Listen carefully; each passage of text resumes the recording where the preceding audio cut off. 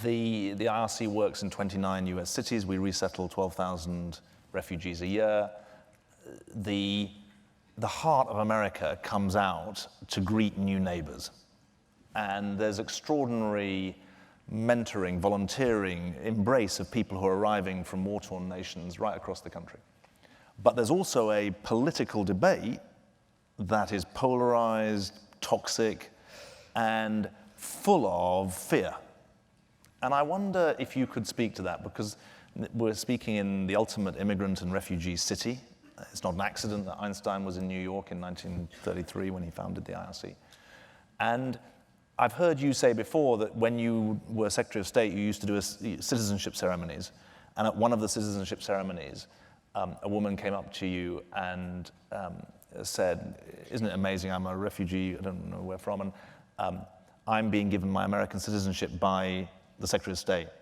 And then you say, "Yeah, but isn't it even more remarkable that in the country where you're given your citizenship by the Secretary of State herself is a refugee?"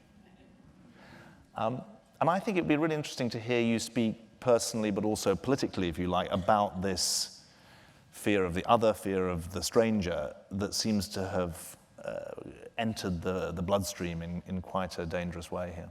People ask me what's the most important thing in my life. Becoming an American. I'm a grateful American. When we came to this country, my father said that people said the following thing, that we're so sorry your country's been taken over by a terrible system. You're welcome here, and when are you going to become a citizen?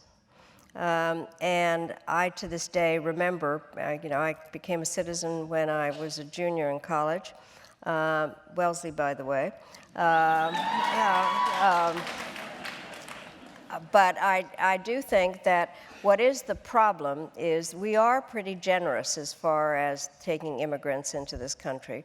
We have a generous immigration policy, but I do think it has become increasingly confused. And part of it is because there are some economic problems in this country. I think people are concerned that their jobs are being taken away. And that the country is changing. And what needs to happen is that there needs to be a full immigration policy. It has to be done in a way. This country, I always think, it does sound kind of self-serving, but actually immigrants have done a lot for this country. And I do think that it's very important for us to understand that. And I do hope that when she's president, that there really will be possible